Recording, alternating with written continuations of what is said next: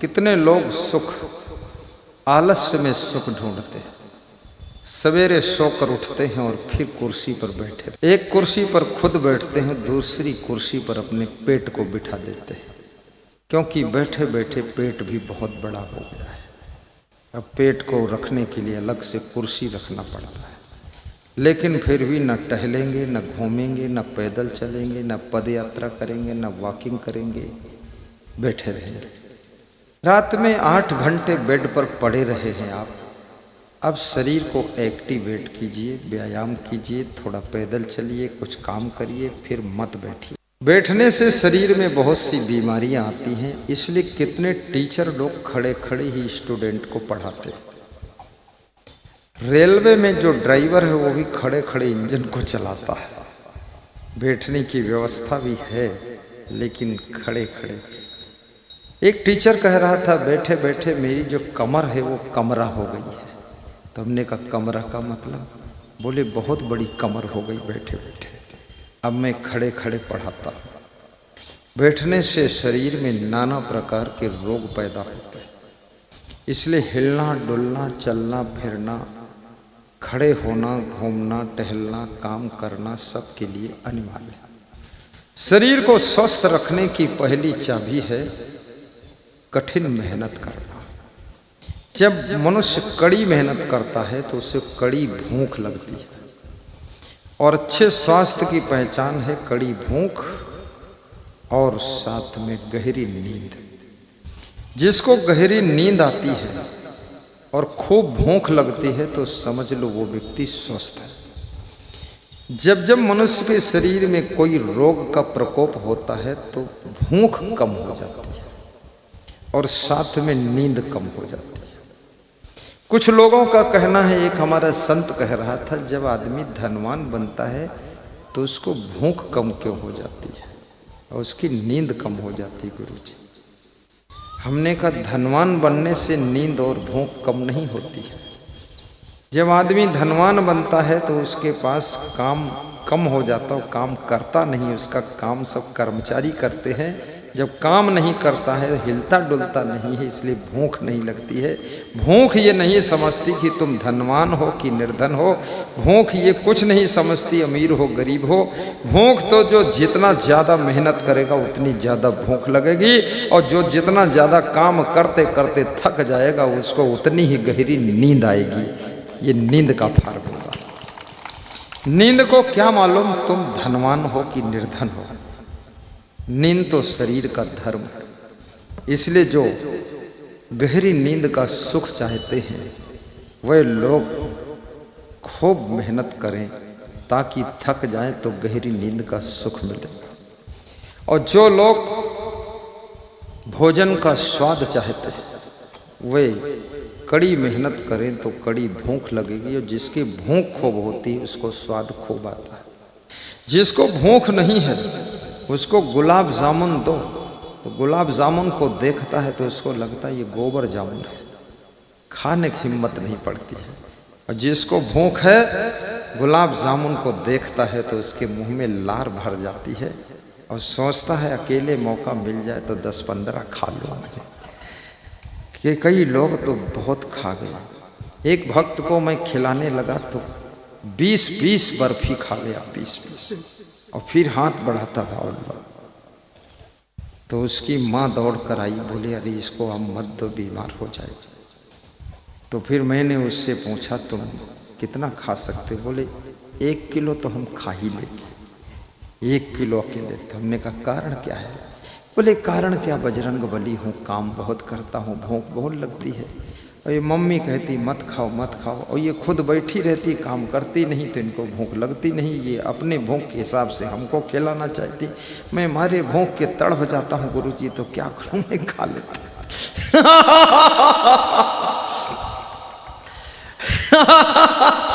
बैठने वालों को भूख नहीं लगती है, बैठने ज़्यादा आराम करने वालों को नींद नहीं आती। नींद में भी बहुत सुख है, गहरी नींद में बहुत सुख है। वो सुख है जो कहीं नहीं है, वो गहरी नींद में सुख है। और 99% लोगों को गहरी नींद आती नहीं। लोग कहते हैं इनको टेंशन है इसलिए नींद नहीं आती, कोई कहता है इनको कोई चिंता है इसलिए नींद नहीं आती, कोई कहता है ये बहुत सोचते हैं इसलिए नींद नहीं आती, कोई कहते हैं अरे इनके बहुत घाटा होगा बिजनेस में इसलिए नींद नहीं आती, कोई बोलता है अरे इनकी तबीयत ठीक नहीं रहा थी इसलिए नींद नहीं आती। पर ये सारे फार्मूले गलत है। याद रखना, तुम्हें कितनी ही चिंता हो, कितनी ही टेंशन हो, अगर तुम 3 किलोमीटर लंबी दौड़ लगा दो 3 दिन तक, तो 2 गुना खाना शुरू कर दोगे और गहरी नींद में बिल्कुल मुर्दे की तरह सोते रहोगे, पड़े रहोगे, हिलोगे डुलोगे नहीं, सारी चिंता अलग होगी। सोचिए जो रिक्शा चलाते हैं उनको क्या चिंता नहीं है, रोज चलाते हैं, रोज पैसा मिलता है, रोज सब्जी खरीदते हैं, घर में भोजन बनाते रोज खाते हैं, एक दिन रिक्शा न चलाएं तो भोजन के लाले पड़ जाएं, उनको कितनी चिंता हो। लेकिन रिक्शा चालक रिक्शे की हैंडल पर पांव रखता है और पीछे सीट पर सिर रख लेता है और सोता रहता है। कोई ग्राहक आता है, धक्का देता है तो जागता है, फिर लेकर चल देता है। ये नींद थकने से आती है, अमीरी गरीबी से नींद का कोई रिश्ता नहीं। और ये भी याद रखना, जब भूख कम होने लग जाए तो समझ लो मौत तुम्हारे पास आने के लिए तैयारी कर चुकी है। जब नींद तुम्हारी घटने लग जाए तो समझ लो तुम्हारी बुद्धि अब कम होने की स्थिति में आ रही है। गहरी नींद सोने से बुद्धि बहुत बढ़ जाती है। बुद्धि खूब डट के सो लीजिए, और नहीं सोओगे, रात भर जागो, दिन भर जागो, तो भी कुछ ज़्यादा प्रॉफिट होने वाला नहीं है। इस फार्मूले को याद रखना। तुम 24 घंटे जागते रहो तो भी दशा यही रहेगी और दुर्दशा हो जाएगी, और 7 घंटे सो लो और बाकी काम करो तो भी ठीक रहेगा। इसलिए बहुत ज़्यादा जागना भी नहीं चाहिए, बहुत ज़्यादा सोना भी नहीं चाहिए।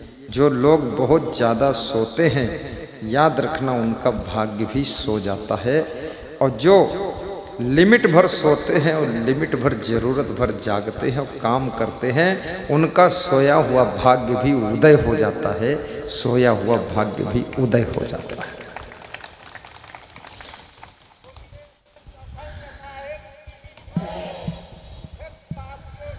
जय हो, जय हो। अपने भाग्य को उदय करने की जिम्मेदारी आपकी है। आप किसी ज्योतिषी को हस्त रेखा दिखाइए, मस्तक रेखा दिखाइए, पैर के तलवा की रेखा दिखाइए और अंक ज्योतिष विचार करवाइए, उससे कुछ भी मिलेगा ही नहीं आपको। आप अपनी रेखाओं को कर्म की कुदाल से भाग्य की खेती को अच्छा कर सकते हैं। कर्म की कुदाल उठाइए और जीवन के खेत में मेहनत कीजिए, तो आपके भाग्य की फसल बहुत अच्छी हो जाएगी। कितने लोगों की कल्पना है कि भाग्य भगवान बनाता है। अगर भगवान भाग्य बनाता तो भगवान तो समदर्शी है, सबका भाग्य बराबर ही बना देता है। भगवान थोड़े भेदभाव करेगा, किसी को कार दे दे और किसी को साइकिल भी न दे, ऐसा थोड़े होगा। किसी को 6 मंजिल का मकान दे दे और किसी के पास में एक भी कमरा नहीं। आज मैं सुबह प्रातः मॉर्निंग वॉक में गया था, पदयात्रा परिक्रमा। हमारे साथ में सुरेंद्र प्रताप जी भी थे, अमर वस्त्रालय के मालिक अमर सिंह जी भी थे, और साथ में स्वामीनाथ भी थे, जिनके यहाँ कल सुबह 10 बजे पधरौनी जाना है।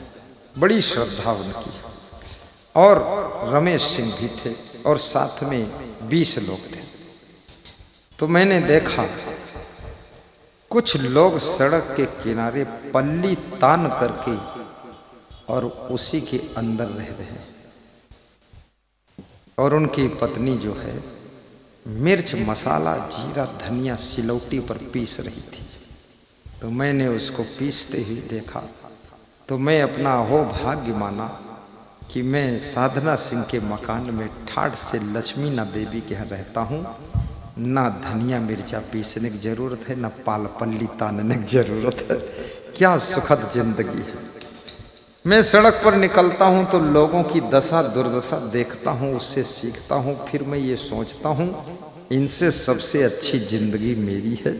बहुत आनंद ही आनंद है, केवल त्याग और तप के कारण ही जिंदगी में सुख और शांति का सागर उमड़ रहा है। जिन विषय भोगों के लिए लोग ऐसे आतुर हो जाते हैं, लगता है कि यही जीवन का सब कुछ है, उन विषय भोगों को तृण के समान एक साधु संत महात्मा त्याग देता है। और उन विषय भोगों को त्याग करने के बाद वो वैराग्य की साधना करते हुए, तप करते हुए, ब्रह्मचर्य की तपस्या में लीन होकर दुनिया के सबसे अधिक सुखों को भोगता है, और उसके समान दूसरा कोई सुखी नहीं होता। इस दुनिया में जितना तुम त्याग करो, बीड़ी, सिगरेट, गांजा, चरस, तंबाकू, अफीम, मदिरा, मच्छ, कच्छ, मगर मच्छ, भच्छा, भच्छ, ये सब अगर आपने त्याग कर दिया। लोग हंस रहे हैं, ये क्या क्या गुरुजी बजाते हैं, मच्छ, कच्छ, मगर मच्छ, भच्छा, भच्छ। मैं तो एक शब्द में कई शब्द जोड़ देता हूं। मच्छ कच्छ खाए वो मगर मच्छ, और जो मगर मच्छ को भी खा ले वो भच्छा भच्छा, और जो सब कुछ छोड़ दे वो पूरा स्वच्छ है, और जो स्वच्छ है मनुष्य जीवन का पूरा हो गया उसका लक्ष्य है।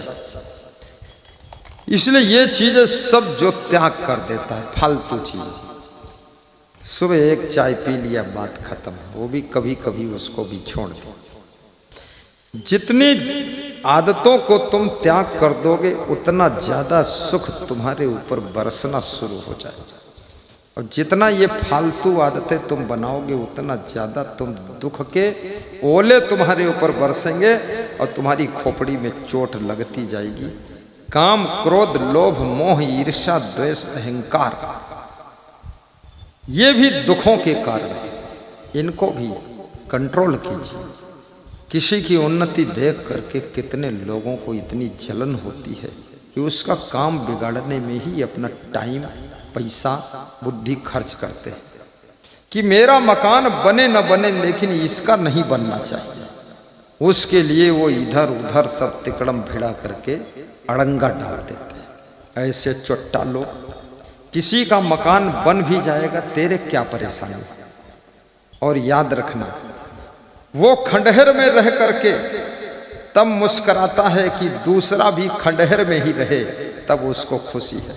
उसको ये दुख नहीं कि मैं खंडहर में रहता हूं, उसको ये खुशी है कि दूसरों का भी खंडहर कर दिया हूं, ये खुशी। लोगों को यही समस्या है, ईर्ष्या, जलन बहुत संसार में बढ़ रही है। ये भारत देश आज बहुत आगे विकास करके चला जाता है, राजनीतिक क्षेत्र में भी बहुत ईर्ष्या द्वेष है।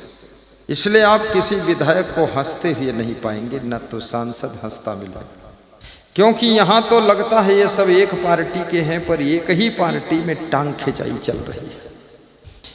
इसलिए विधायक हमेशा दुखी जैसा बैठता है कि महाराज तो प्रवचन बहुत सुनाते, लेकिन हमारी तो दुर्दशा हो रही है।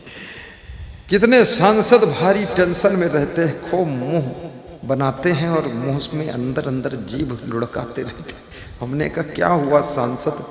बोले जो हुआ वो आपकी दुआ, उड़ गया सुआ, खाई मेरी बुआ, यही हुआ और क्या हुआ। खूब दुर्दशा है, क्योंकि वहां भी बड़ी टांग खिंचाई चल रही है। कहीं एक पार्टी के सांसद सब दूसरी पार्टी में भाग गए। अब एक दुख ये था कि हार भी गए हैं, और दूसरा दुख जो बचे थे सांसद वो दूसरे में भाग गए। बिल्कुल चटाई पर बैठा मानिन लोग बड़े खुशी से टिकट दिया था कि ये हमारा सांसद है, और सांसद बन करके साल बाद वो दूसरे का सांसद हो गया, दुश्मन के साथ खड़ा। इसलिए राजनीति का मार्ग, वहां सभी बुद्धिमान है और सभी चालाक हैं, सभी खिलाड़ी हैं और सभी ताल ठोकने वाले पहलवान हैं।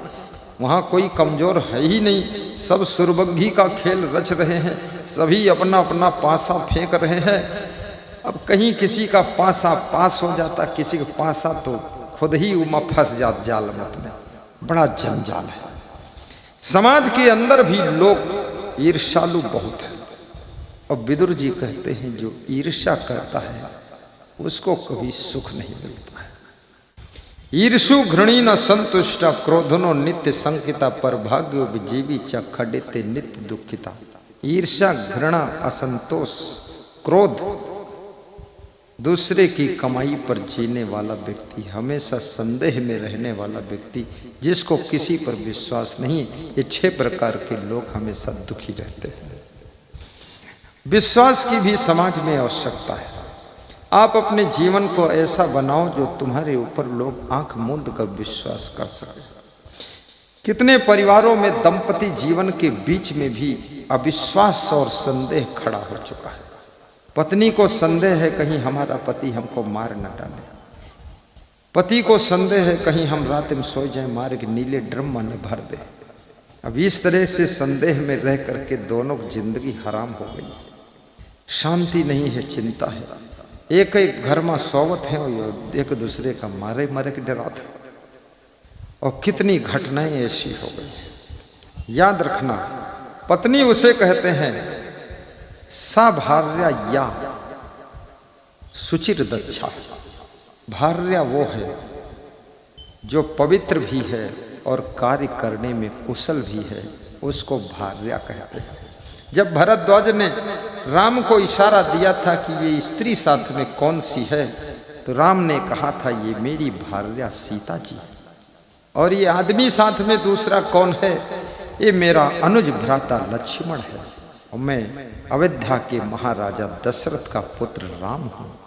ऐसे परिचय दिया था। आज आदमी से परिचय पूछो तो केवल अपना नाम बताता है, बाप का नाम बताता ही नहीं। गुजरात में अपने नाम के साथ बाप का नाम भी अभी भी 80% लोग बताते हैं। उनसे पूछो तारू नाम શું છે तो बताता है चिमन भाई अने ईश्वर भाई पटेल छे। मतलब मेरा नाम चिमन भाई है, मेरे बाप का नाम ईश्वर भाई है। लेकिन अब नई जनरेशन अमेरिका, लंदन और कनाडा, सिंगापुर, मलेशिया की संस्कृति ने गुजरात की संस्कृति के ऊपर भी हमला किया है। अब वहाँ भी लोग अपने नाम में भाई लगाना धीरे धीरे कम कर रहे हैं और धीरे धीरे बाप का नाम लेना भी बंद कर रहे हैं। अब किसी से नाम पूछो तो कहता है मेरा नाम प्रदीप। और नाम भी ऐसे लोग रख रहे हैं, रिंकू, चिंकू, ढिंकू, पिंकू, भंकू, ठंकू, इस तरह के नाम हैं। झोंकू, भोंपू, कितने लोग तो भोंपू है। सब उलट पलट नाम रख रहे हैं। रामचंद्र रख दो नाम, रमेश रख दो, सुरेंद्र प्रताप रख दो, अमर सिंह रख दो, गंगा राम रख दो नाम गंगा भैया, जय गोविंद कितना प्यारा नाम है। संजय भी कितना अच्छा नाम है। सीता रखो, साधना रखो, उपासना रखो, कौशल्या रखो, लेकिन नाम भी पता नहीं कहाँ कहाँ से ढूंढ ढूंढ के मुंचुन, मुंचुन नाम रखते हैं। हमने क्या चुन चुन खाई जाई तुमका, मुंचुन, मुंचुन कहाँ होत, कहीं चाहे जौन होत हो पर मुंचुन है। ऐसे गंदे। मैं छत्तीसगढ़ प्रदेश में गया तो एक स्त्री से पूछा माता जी तुम्हारा नाम क्या, तो बोला कचरा बाई।